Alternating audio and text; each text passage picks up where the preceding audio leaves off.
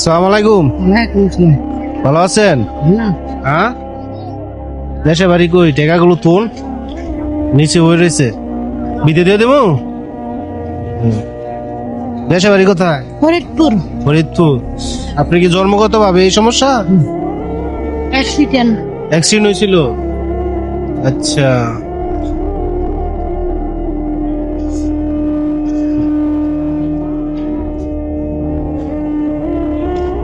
ডাকই দেন। হ্যাঁ,